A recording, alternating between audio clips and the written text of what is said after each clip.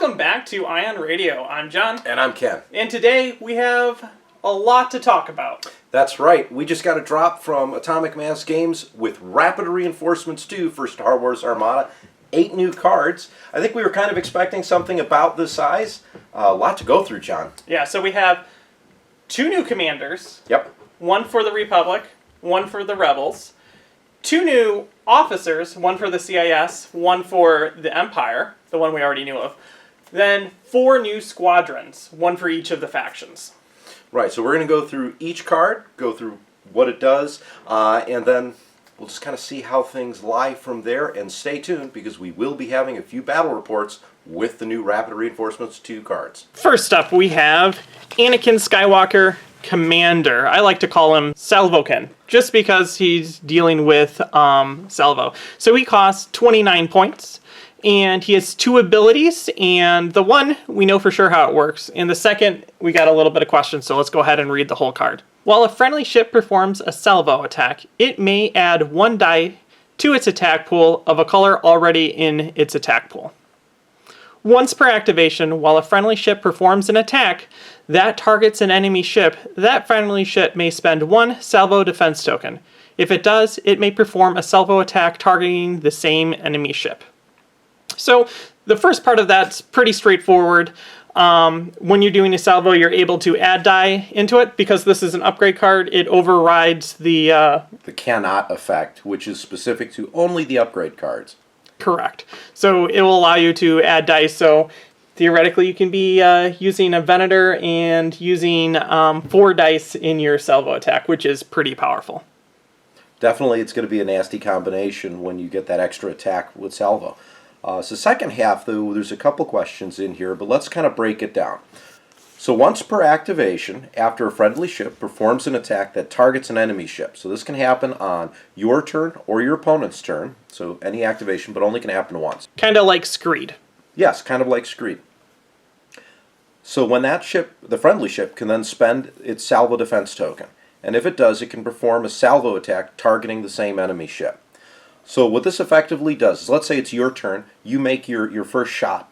You can spend your salvo defense token, and then make an additional salvo attack into the same hull zone.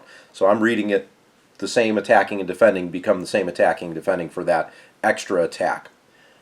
Likewise, on your opponent's turn, when they shoot at you and you do a salvo is an attack. Once you complete your salvo, you can do it again if you spend a salvo defense token. Where you can get into trouble here is if you only have 1 salvo defense token, you spend it 1 time, and then you could do your salvo attack, and then you spend it out, completely gone, to make the second one. So there's some opportunities here to use it. I could see local fire control being a key to really leveraging Anakin to his fullest. Yeah, but there is also still questions that remain, such as if you do your first attack and then you do this special salvo attack, does that count as your second attack for the ship? So how does that come into play is something we're going to have to wait for AMG to explain. Or if it was actually intended to be a double salvo, in essence, ability. I kind of lean toward, I believe the intent of the card is to allow you to do it on your ships attacking and count as the second, almost like a gunnery team's built in. Mm-hmm. So it's just one of those things, because there's a lot of questions that remain.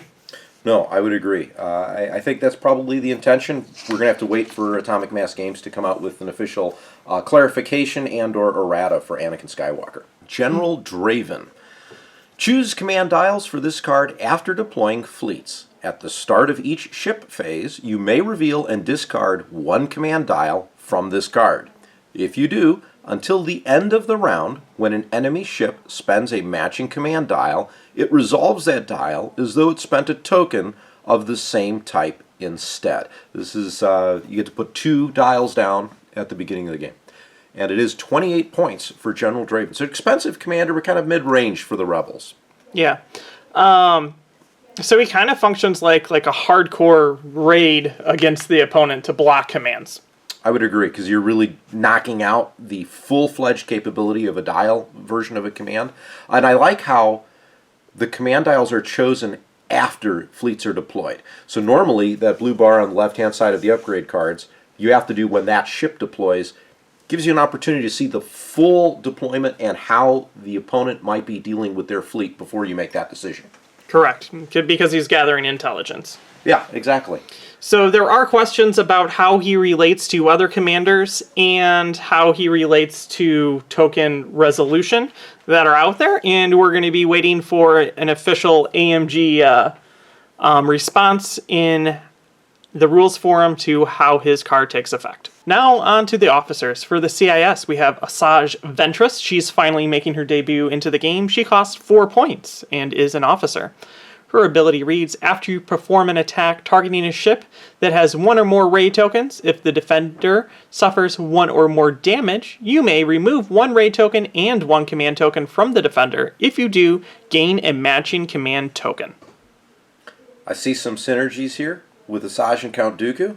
This is Dooku putting out the raid. And again, this falls into the same lines what the Separatists tend to do. Let's steal stuff from your opponent and make it our own. And I kind of like how that works here. Yes. If you're able to do this to a ship that has already activated during the round, you can steal the token that they're going to be trying to clear raid with for the next round and then re-Dooku out commands as you go. So one question people I have seen online are talking about is that if you do gain a matching command token, again, we'll wait for AMG to clarify how they wanted it to be, but I kind of interpret it as the command token, specifically the command token, not the raid token, that you get from the defender from this card, you get a matching one of those. Which again falls into the theme of stealing something. Here we have an Imperial Officer, Governor Price. This card was spoiled at Adepticon, but let's go through this one again. Price is 7 points. Once per activation, while performing an attack against an enemy ship, you may spend 1 shield from the attacking hull zone to change 1 die face to any result. This is pretty cut and dry, John. There's really not very much you can say about it. You spend a shield from your attacking hull zone, and you get to set that die to any result you want. You need an accuracy hit or hit crit with a black die, and this is a good card to do that with. Yes. It also has the same once per activation, which is the same as Screed. So this would work during a salvo if you still had shields after the attack and wanted to use her. Right. I think the possibility, Ken and I have been talking about this card since it came out, maybe we start seeing redundant shields come back because that takes place at the status phase. And if you're first player, that guarantees that you could activate your Star Destroyer, Onager, Super Star Destroyer, or whatever ship that you have her on first, and have a shield already there for her ability. It does suck up that defensive retrofit slot, and it does cost a sum total. I think redundant shields is 8 points. So 15 points, that's a big investment, but 15 points to make sure you get a particular die face on a shot, that's powerful, John. Okay, sticking with the Imperial faction, we have Vault Sirius. He is a TIE Interceptor ace. He costs 18 points. He has a 5 movement, 3 hull. His anti-squad attack is 2 blues, 2 blacks. And his anti-ship armament is 1 blue dice. He has a scatter and an evade, which is a new setup that we have not seen so far in defense tokens. His special ability is during the squadron phase, you cannot make non-counter attacks. So what that means is you can't just make his normal attack, but he's still allowed to counter anyone that attacks him. His abilities are Counter 4, which is the highest printed counter value that we've seen so far, and he has Swarm. I'm finding this to be thematic in a way. Vault Scaris was one of the best Imperial pilots in the Rebels series, and you have to kind of give him his orders for him to go out and do what he's supposed to do. At the end of Rebels, when they were attacking Lothal, he's like, "Forget you, Thrawn, I know what I'm doing," and he got blown up. So I kind of think that maybe that's what they were trying to do in pulling the theme out. That's my guess, I don't know. But I like the fact that he's kind of sitting there, and if you don't activate him, he can move around, but he can't really kill anything. But Counter 4 still is a lot. I am worried about how long he'll last, and John, I'll let you talk about that. Yes, he's the only TIE Interceptor ace so far to have an evade instead of a brace. So if you're able to get damage going into him and block his scatter with an accuracy, he's pretty much guaranteed to blow up. But you're still going to take that counter 4, and with all the cards, like if you bring Howl Runner and Dengar and Inspector Gorin, I believe, you could get this theoretically up to counter 7, which is the highest dice pool I think any fighter can possibly get currently. I mean, that's like an ISD shot against a squadron. So, shoot at your own peril. Here's our Rebel Squadron. It's Fen Rao on a Mandalorian Gauntlet fighter. 24 points for a 4-speed, 7-hull fighter. It's a irregular squadron. For anti-squadron armament, 2 blue dice and a red one, and anti-ship is a blue and black die. Here's how he reads. When you are chosen to activate by a squadron command, after the activation is resolved, choose up to 2 non-unique squadrons at distance 1. The chosen squads may activate as if they were chosen by the squadron command. And then he has Assault and Escort. A 7-hull escort. This is kind of akin to a YT 1300. And you do have a brace on here, which is kind of nice, but it's only a singular brace. But still, you get Jan Ors in here, Fen Rao is going to last a long time. And I like that it, in effect, kind of gives you, if you activate them during a ship's squadron command resolution, you basically get squadron +2 if you're in the correct range here of some non-unique squadrons.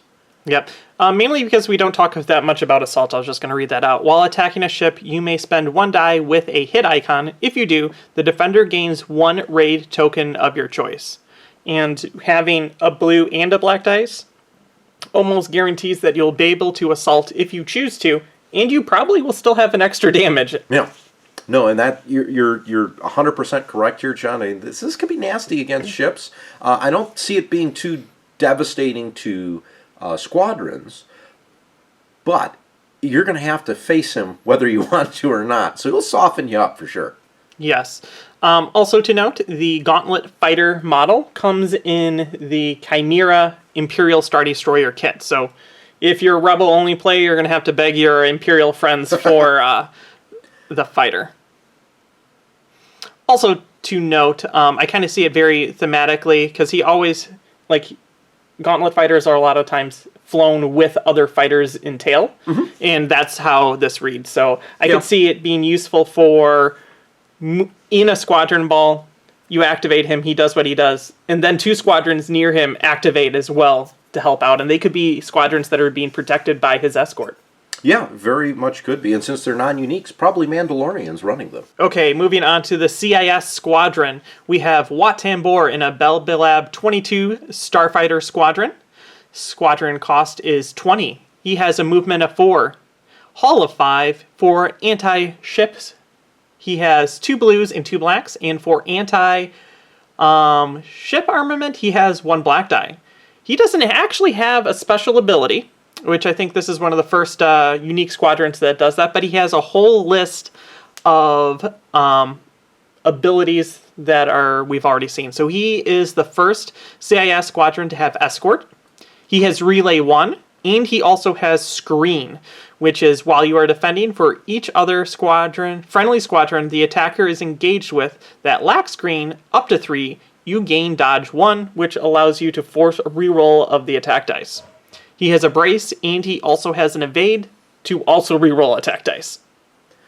I think this is going to be a hard squadron to take down. I see Watt going to be around maybe 3 or 4 other, like maybe Vultures or something small that you want to protect. Maybe Tri-Fighters. In either case, you get enough ships there, or squadrons, where they don't have screen. You're getting Dodge on Watambore. So yeah, you're right. Not only do you have to shoot Watt, he's going to be able to dodge, he's going to be able to force reroll, and he's still going to be able to brace. So that's a lot of power to kind of protect your small ships. And as we know, CIS fighters, 3 hull on pretty much all of them with no defense tokens on the generics. I mean, they're going to go fast. This is going to keep those squadrons running for a little bit longer. Yeah, I would agree with that. He will allow the CIS to keep their aces alive just for a turn longer, which might be all they really need. Our final squadron is a Republic squadron. It's a BTLB Y-Wing squadron, and the clone guy in front of it here is Matchstick. Matchstick is on his Y-Wing, does speed 3, 6 hull, for anti-squadron attack, 1 blue, 1 black, and anti-ship, a black. 14 points for Matchstick with 2 braces, so definitely is going to last a little while here. So while you are unengaged, friendly squadrons with bomber at distance 1 gain rogue. So this is one way to get rogue into your Republic squadrons. Matchstick is a bomber and heavy, which I think is pretty much all of the Y-Wings in the game.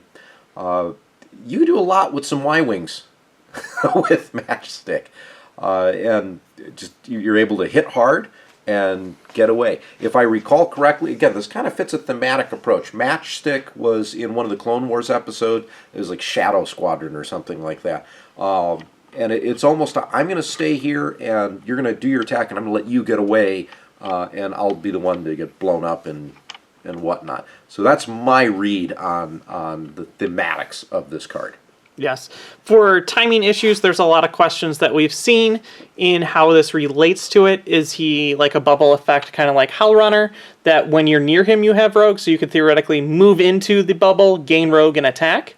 Or be already in his bubble, attack, then move out, and then lose your rogue because you're no longer in distance 1 from him. So this is another card that we're going to have to wait to see how AMG responds to the questions in the rules forum. Okay, there you have it. Rapid Reinforcements 2. Really excited about this. I kind of want to just get these ships out on the table, the ships on the table with these cards. And just, I want to see stuff blow up. I want to see how some of the interactions can kind of come through. And I just want to play with that, because that's the fun part of getting new upgrades in Star Wars Armada, is having fun and exploring new possibilities. Yes. There are quite a few questions on timing issues and intent of the cards, so like everyone, we're just waiting on AMG to answer questions in the rules forum. So down below in the description, you will find a link to AMG's file that has all the rapid reinforcements in it, and also a link to their rules forum so you guys can follow up on that. All right, we're excited to get these 8 on the table. Our question for you guys at home, how excited are you guys to get these 8 out? Which one do you think is going to be your favorite to use? And let us know in the comments below what your ideas are. Okay, until next time, I'm John. And I'm Ken. And this is Ion Radio.